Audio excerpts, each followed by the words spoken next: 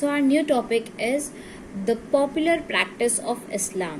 जैसा कि हमने देखा तुर्क्स की एंट्री के बाद, क्योंकि पूरा का पूरा एक सब कॉन्टिनेंट था, तो इस्लाम की एंट्री हो चुकी थी अदर कल्चर्स के साथ। अब इस्लाम भी यहाँ था हमारी कंट्री में।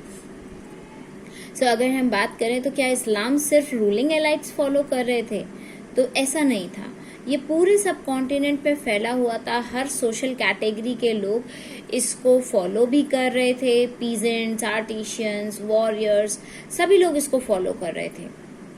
और वो सब जिन्होंने इस्लाम को फॉलो किया था या अपना लिया था, वो इन 5 पिलर्स के कॉन्सेप्ट पे चलते थे। द 5 पिलर्स कॉन्सेप्ट जो था उस पे चलते थे। और उनका मानना था कि अल्लाह एक अकेले गॉड है, एक ही गॉड है अल्लाह, और जो प्रॉफिट मोहम्मद है, इसके बारे में हमने पहले पढ़ा है लास्ट ईयर में कि जो प्रॉफिट मोहम्मद थे उन्होंने अपने आप को भगवान का बेटा बता दिया था। तो ये जो प्रॉफिट मोहम्मद हैं उनको भगवान का या अल्लाह का मैसेंजर माना जाता है। तो Allah is the only one God और प्रॉफिट मोहम्मद उसके मैसेंजर हैं।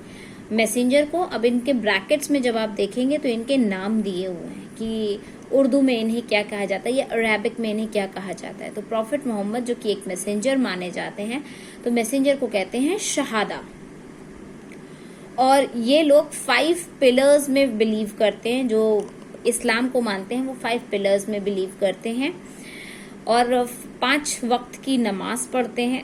नमाज जिसको कि सलत भी कहा जाता है। ये ज़कत देते हैं, मतलब दान देते हैं, तो दान को उर्दू में ज़कत बोलते हैं।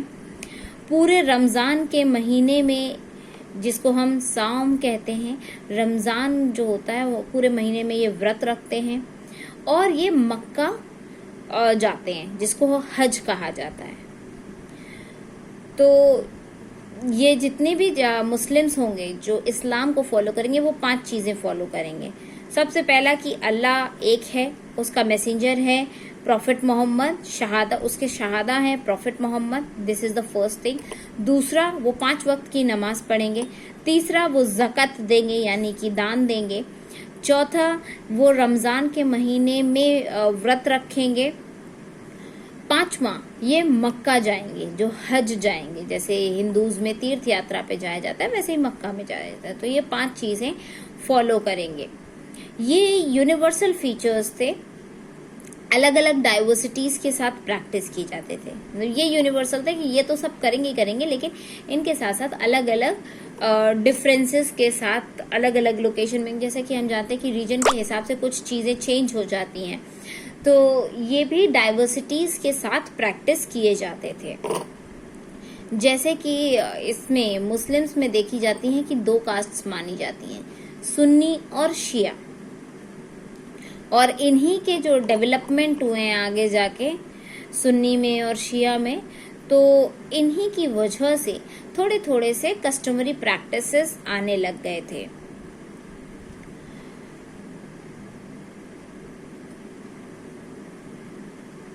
जैसे कि आप देखो यहाँ पे ये एग्जाम्पल है खोजाज का। खोजाज इस्लामियाज है, यानी शिया सेक्टर जो है, शिया के ही एक वंशज टाइप आप मान लीजिए कि शिया के जो वंशज है खोजाज, उन्होंने नया तरीका कम्युनिकेशन का या अपने कुरान की जो आयतें हैं उनको स्प्रेड करने का नया तरीका निकाला था। और वो था लिटरेरी जेनर्स, मतलब वो अपने अलग अलग तरीके के कामों में इस्लाम को दिखाते थे और कुरान की चीज़ें बताते थे। तो अलग अलग फॉर्मेट्स में, कहीं कोई पेंटिंग्स में दिखा रहा है, कोई अपने स्कल्पचर्स में दिखा रहा है, तो खोजियाज यही करते थे, खोजाज। अब इसमें कौन कौन आते थे? इसमें जिनान आते थे। जिनान इज द वर्ड, दिस जिनान, ये जिनान जो वर्ड है ये संस्कृत का वर्ड है जनाना, वहां से लिए गए कि इसका मतलब होता है नॉलेज।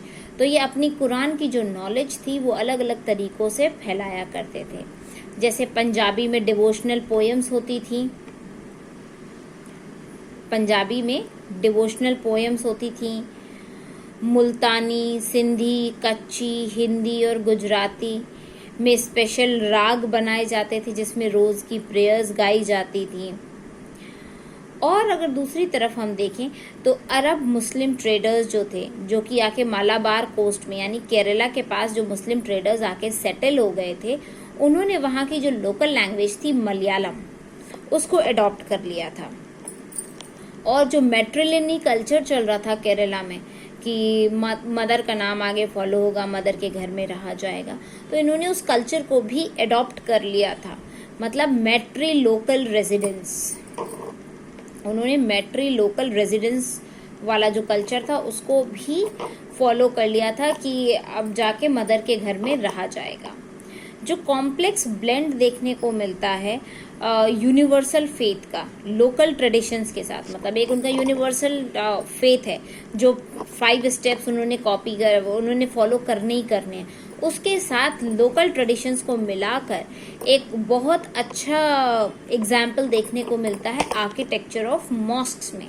जो मॉस्क ये बनाते थे तो दोनों का मिला जुला रूप होती थी, जहाँ पे आर्किटेक्चर्स दोनों देखने को मिलते थे, एक लोकल कल्चर के भी और इनके यूनिवर्सल फेथ वाले भी। अच्छा, अब ये जो गिनान की बात हमने की, ये जो गिनान होता है, नॉलेज होती है, ये ओरली ट्रांसमिट की जाती थी। जैसे अभी हमने देखा कि पोएम्स के फॉर्म में या भजन्स के फॉर्म में होती थी, तो जब लिखने से पहले इनको गा गा कर सुनाया जाता था, लोगों तक पहुंचाया जाता था, और इनकी प्रॉपर एक स्क्रिप्ट होती थी। इस स्क्रिप्ट को कहा जाता था, यहाँ पे आप देख सकते हैं राइट साइड में, या ये जो बना हुआ है, ये ऐसे रिटन वर्क में लिखा हुआ है। टेक्स्ट से पहले ये खोजी स्क्रिप्ट थी जो कि लोकल लैंड यानी कि जहाँ वहाँ की जो लोकल लैंड की जो स्क्रिप्ट थी उसमें ये लिख लिया जाता था। और इसमें इसीलिए लिंग्विस्टिकली डाइवर्स कम्युनिटी देखने को मिलती है खोजाज में, पंजाब में, सिंध में, गुजरात में। तो अगर हम खोजाज की ही बात करें तो पंजाब की, सिंध की और गुजरात के जो खोजाज हैं उनमें थोड़ा थोड़ा सा लैंग्वेज का डिफरेंस, लिंग्विस्टिकली डाइवर्स कम्युनिटी मतलब थोड़ा थोड़ा सा लैंग्वेज के बेसिस पे डिफरेंस मिलता है। तो खोजाज एक्चुअली में शिया सेक्ट ही हैं, एक मुस्लिम है जो इस्लाम को बिलीव करते हैं, but they are living in Punjab, they are living in Sindh, they are living in Gujarat, so they are using the language Punjabi, Gujarati, Sindhi.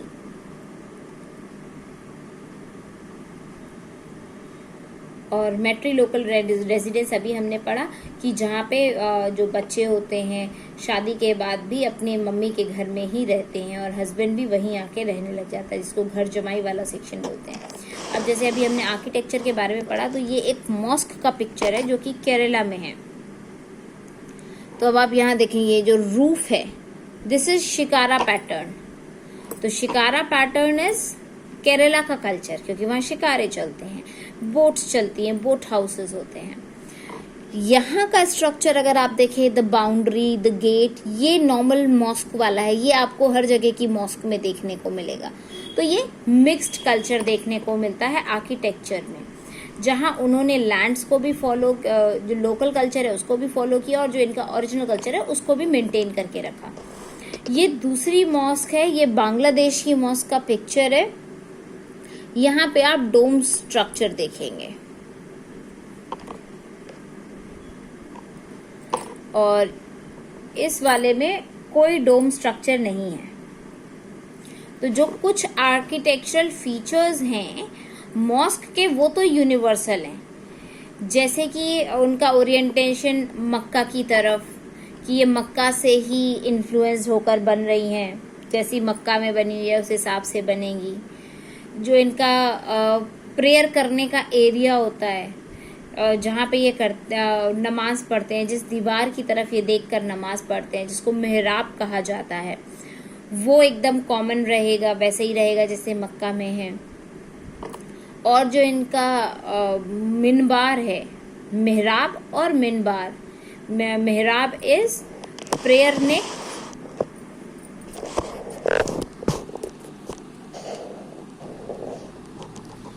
यहाँ पर आप देख सकते हो कि ये दो सेक्शंस हैं, ये एकदम कॉमन रहते थे, जैसे कि मेहराब और ये पल्पिट, जिसको कि मिनबार कहा जाता था। तो मेहराब और मिनबार, व्हाट इज मेहराब एंड व्हाट इज मिनबार, तो ये जैसे मॉस्क का पिक्चर है, तो ये आप देखेंगे ये अंदर डेप्थ दिख रही है, गड्ढा जैसा।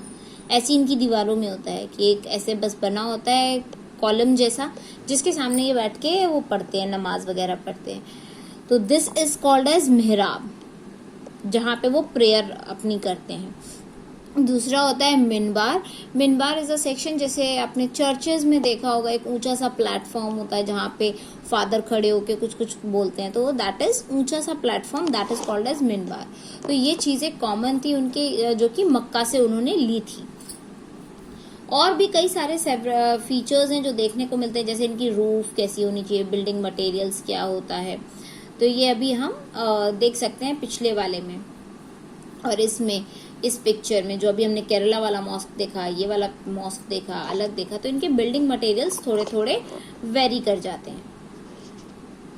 अब हम बात करेंगे नेम्स फॉर कम्युनिटीज। कम्युनिटीज को क्या नाम दिया जा रहा था, एक आप इसमें भी देख सकते हो, एक ये मॉस्क का पिक्चर आपका ये भी दिया हुआ है।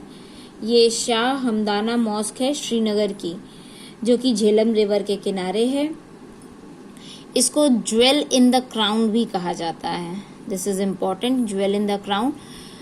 और जो कश्मीर में जितनी भी मस्जिदें हैं उनमें से ये सबसे ब्यूटीफुल मस्जिद मानी जाती है। 1395 में बनी थी और इसमें वुडन आर्किटेक्चर देखने को मिलेगा। एक हमने केरला वाली देखी जो कि बोट स्ट्रक्चर की थी, दूसरी हमने स्टोन्स की बनी देखी, तीसरी इज वुड वर्क वाली।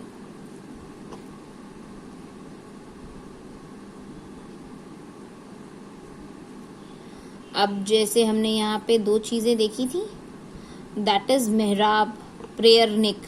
तो अब यहाँ पे अगर आप देखें तो ये जो निक्स बनी हुई हैं ये बड़ी डेकोरेटेड जैसी बनी हुई हैं। अब हम बात करेंगे कम्युनिटीज के बारे में।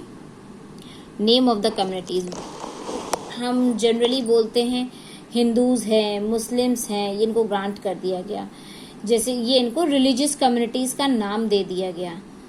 तो ये टर्म्स उतना इम्पोर्टेंस नहीं रखते थे बहुत लंबे समय तक। इट वाज लाइक कि ब्राह्मण्स फॉलो करते थे ब्राह्मणिकल कल्चर, और जो उन्होंने वेदास के अकॉर्डिंग लिखा हुआ था, and others were following Islam's. तो इनको हिंदू और मुस्लिम का नाम नहीं दिया गया था काफी लंबे समय तक। हिस्टोरियंस ने इस चीज को पढ़ा, संस्कृत टेक्स्ट को पढ़ा, इंस्क्रिप्शंस को पढ़ा, जो कि 8th और 14th सेंचुरी के बीच के थे, और फिर उन्होंने ये टर्म, हिस्टोरियंस ने ये टर्म निकाला मुसलमान या मुस्लिम। और उनको ये पता चला कि ये वाला जो टर्म था मुसलमान या मुस्लिम, ये कभी यूज ही नहीं किया गया था। इसकी जगह ऑल्दो पीपल जो यूज करते थे अपने रीजन को, अपने चीज़ों को डिस्क्राइब करने के लिए अपने रीजन का टर्म यूज करते थे। जैसे जो टर्किश रूलर्स थे उनको तुरुष्का कहा जाता था, तजिका जो पीपल थे वो तजाकिस्तान के थे, पराशिका जो पीपल थे वो पर्शिया के थे। तो मतलब लोगों को ये मुसलमान या मुस्लिम नहीं कहकर उनके लोकेशन, उनके एरिया के हिसाब से उनका नाम दिया जाता था। ये चीज़ हिस्टोरियंस ने जब टेक्स्ट को, संस्कृत टेक्स्ट को स्टडी किया तो उनको पता चला कि ये मुसलमान या मुस्लिम टर्म तो था ही नहीं, अवेलेबल ही नहीं था उस टाइम पे। और दूसरे लोगों के लिए कई बार दूसरे नाम भी यूज़ किए जाते थे, जैसे कोई नए माइग्रेंट्स आ गए तो उनको एक अलग नाम दे दिया। जैसे तुर्क में रहने वाले लोग टर्किश हो गए, लेकिन फिर वहाँ पे और माइग्रेंट्स चले आए तो उनका नाम कुछ अलग हो गया। जैसे टर्क्स या अफगान्स थे, उनको शाकास कहा गया है, ये हमने चैप्टर 2 और चैप्टर 3 में ऑलरेडी पढ़ा है। यवनाज जो टर्म दिया गया है वो ग्रीक्स को दिया गया है, तो टर्क्स और अफगान्स आए तो उनको शाकास कहा गया, या ग्रीक्स जब आए तो उनको यवनास कहा गया। तो एक एक कम्युनिटी उनकी डिसाइड हो गई ऐसे। एक जनरल टर्म अगर हम देखें माइग्रेंट कम्युनिटीज का तो वो कहलाता है म्लेच्चा। ये इंडिकेट करता है कि वो कास्ट सोसाइटी नहीं मानते हैं, ये लैंग्वेज जो बोलते हैं वो संस्कृत से नहीं निकाली गई है, उसका जो बेस है वो संस्कृत नहीं है। तो म्लेच्छास आर द पीपल जो किसी कास्ट या सोसाइटी को बिलोंग नहीं करते, जो किसी संस्कृत की डेराइव्ड लैंग्वेज नहीं है उनकी, तो ऐसे टर्म्स कई बारी डेरोगेटरी कॉनेशंस को जन्म देते हैं. Here is the term derogatory connotations. So derogatory connotations का मतलब होता है कि बहुत नीचे तरीके से उसका मीनिंग लिया जाता है. मतलब कि मिलच्छास को बहुत अलग नज़र से देखा जाता है. ऐसा लगता है कि ये डिसरिस्पेक्ट कर रहे हैं, किसी भी चीज़ के मीनिंग को डिसरिस्पेक्ट कर रहे हैं. मलिच्छ लोग, जिसका अभी हम प्रोनाउंसिएशन देखते हैं मलिच्छ, मतलब एकदम गंदा सा, खराब सा, उसका मीनिंग ही ऐसा हो जाता है. बट ऐसा कोई रिलीजियस कम्युनिटी देखने को नहीं मिला मुस्लिम्स में कि ऐसे कोई मलिच्छ लोग पाए जाते हों. लेकिन ये किसी सोसाइटी को, कास्ट को नहीं बिलोंग करते, इनका कोई पर्टिकुलर लैंग्वेज नहीं है जो कि संस्कृत से ड्रिवन हो. तो ऐसे जो टर्म्स थे, मलिच्छ जैसे जो टर्म्स हैं, इनको कई बार डिसरिस्पेक्टफुल माना गया है, इनके मीनिंग को डिसरिस्पेक्टफुल माना गया है. लेकिन ये ऐसी कम्युनिटीज़ मुस्लिम्स में देखने को नहीं मिलती हैं, और हिंदूज़ के ऑपोजिशन में मुस्लिम्स में ऐसी कम्युनिटीज़ देखने को नहीं मिलती हैं. जैसा कि हम देखेंगे अभी आगे हमने चैप्टर 5 पढ़ा नहीं, उस चैप्टर 5 में था कि जो हिंदू टर्म है वो कई तरीकों से, कई वैरायटी की तरीकों से यूज़ किया गया है, और उसका मीनिंग यूज़ किया गया है रिलीजियस टर्म्स में. रिलीजियस मीनिंग दिखाया गया है हिंदूज का. मतलब term Hindu was a bit popular in texts. अब नेक्स्ट देखेंगे द ग्रोथ ऑफ सूफिज्म. ये हम ऑलरेडी 11th में भी ये सेक्शन पढ़ चुके हैं. क्लास 11th में जब हमने ये सेक्शन पढ़ा था तो ये था कि जब हम किसी रिलीजन में, या जो भगवान है या जो अल्लाह है, उससे हम लव करने लगते हैं, उनकी रिस्पेक्ट की बजाय हम उनसे प्रेम करने लगते हैं, that is called as Sufism. मतलब इतना लीन हो जाओ अपने प्यार में भगवान के लिए कि आपको दुनियादारी का ध्यान ही ना रहे. तो अर्ली सेंचुरीज जो थी इस्लाम की, वो जो कि रिलीजियस माइंड की थी, कि उनको रिलीजन में ज़्यादा ध्यान रहता था. तो ऐसी जो इस्लाम के ग्रुप्स थे जो कि एकदम भगवान में लीन वाले थे, उनको सूफीज कहा गया. और इन्होंने जो एस्टिसिज्म, मिस्टिसिज्म जो था उसके अगेंस्ट प्रोटेस्ट किया.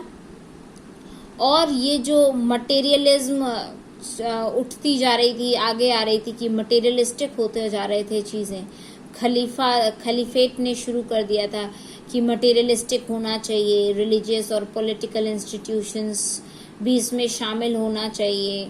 उन सब के अगेंस्ट इन्होंने प्रोटेस्ट शुरू कर दिया इन सूफीज ने. तो सूफीज ऐसे रिलीजियस माइंड के पीपल थे जिनको त्याग और कि मतलब त्याग से, प्रायश्चित से, इससे कोई लेना देना नहीं था, कि अपनी दुनियादारी की लाइफ छोड़ दो, उससे कोई लेना देना नहीं था. ये इसके अगेंस्ट थे. मटेरियलिस्टिक चीज़ें जो कैलिफेट्स ने इंट्रोड्यूस कर दी थी, ये उसके भी अगेंस्ट थे. रिलीजियस और पॉलिटिकल इंस्टीट्यूशंस का इसमें इन्वॉल्वमेंट होना चाहिए, उसके भी अगेंस्ट थे. और इन्हीं ऐसे ही रिलीजियस माइंड के लोगों को सूफीज कहा जा रहा था. ये डॉगमेटिक डेफिनेशंस जो हैं और स्कॉलिस्टिक मेथड्स हैं इंटरप्रेटिंग कुरान एंड सुन्ना traditions of the prophet adopted by the theologians. This is a bit difficult term. So in difficult terms को अगर हम डिवाइड करके पढ़ें तो ये क्रिटिक्स थे किसके? डॉगमेटिक डेफिनेशंस के. मतलब जो होती ना एक स्ट्रिक्ट डेफिनेशंस की, ऐसे ही फॉलो करना चाहिए, इसके अलावा कोई और दूसरा तरीका नहीं है. तो ये जो ऐसी डेफिनेशंस थी जो इस्लाम को डिफाइन करती थी, ये उसके क्रिटिक्स थे, ये उसको नहीं मानते थे. और जो स्कॉलिस्टिक मेथड्स थे, मतलब कि जो टेक्स्ट में लिखा हुआ है कि ऐसे ही फॉलो होना चाहिए, ऐसे ही नमाज पढ़ी जा सकती है, यहीं पे नमाज पढ़ी जा सकती है, जो स्कॉलर्स बताते थे कि ये तरीका है इस्लाम को फॉलो करने का. तो ना ही ये उनके भी अगेंस्ट थे कि we will not follow these methods, these strict rules and regulations. Secondly, ये जो आपने पर्टिकुलर डॉगमेटिक डेफिनेशंस बना रखी हैं कि ऐसे ही होता है और इसके अलावा कोई दूसरा तरीका नहीं है, ये उनके भी खिलाफ थे। सूफीज को ना ये डॉगमेटिक डेफिनेशंस पसंद थी, ना ये स्कॉलरिस्टिक मेथड्स पसंद थे, जो कि कुरान के या सुन्ना के प्रॉफिट के जो ट्रेडिशंस थे उनको सुन्ना कहा जाता है। तो कुरान के या सुन्ना के जो ट्रेडिशंस थे ये उन सब के खिलाफ थे, जो कि जो थ्योरी लिखने वाले या बिलीवर्स या मुस्लिम्स के जो प्रीचर्स थे उन्होंने बना रखे थे जो रूल्स एंड रेगुलेशंस, सूफीज एकदम इनके अगेंस्ट थे। इसकी जगह वो प्रेशर किस चीज पे डालते थे कि अगर आपको मोक्ष प्राप्त करना है, अगर आपको सेल्वेशन प्राप्त करना है, पाना है, तो आप सिर्फ भगवान के तरीके से, भगवान से ही पा सकते हो। तो भगवान के तरफ आप अपना इंटेंस लव दिखाओ, अपना इंटेंस डिवोशन दिखाओ और भगवान के जो अल्लाह के कमांड्स हैं उनको फॉलो करो। और एग्जाम्पल के तौर पे आपके पास प्रॉफिट मोहम्मद है, जैसे उन्होंने अपनी लाइफ जी आप वैसे अपनी लाइफ जी सकते हो, एक परफेक्ट ह्यूमन बीइंग की तरह। जो सूफीज हैं उनका अपना एक इंटरप्रिटेशन है कुरान का, अपने पर्सनल एक्सपीरियंसेस को लेके। तो कुरान को वो अपने तरीके से, अपने फॉर्मेट में जीते हैं, अपने तरीके से भगवान के, अल्लाह को प्यार करते हैं। वो नहीं फॉलो करते कोई पर्टिकुलर डेफिनेशन, कोई पर्टिकुलर मेथड। उनका सीधा सिंपल एक मेथड है कि भगवान को प्यार करो और एकदम दिल से प्यार करो, दुनियादारी छोड़ के। ये मटेरियलिस्टिक नहीं होना चाहिए, ये आपकी डेफिनेशंस के अकॉर्डिंग नहीं होना चाहिए, ये आपके मन के अकॉर्डिंग होना चाहिए। अब इसके बाद इनके जो अलग अलग कैटेगरीज हैं वो हम पढ़ेंगे नेक्स्ट वाले में, दैट इज खनक्स एंड सिलसिलास।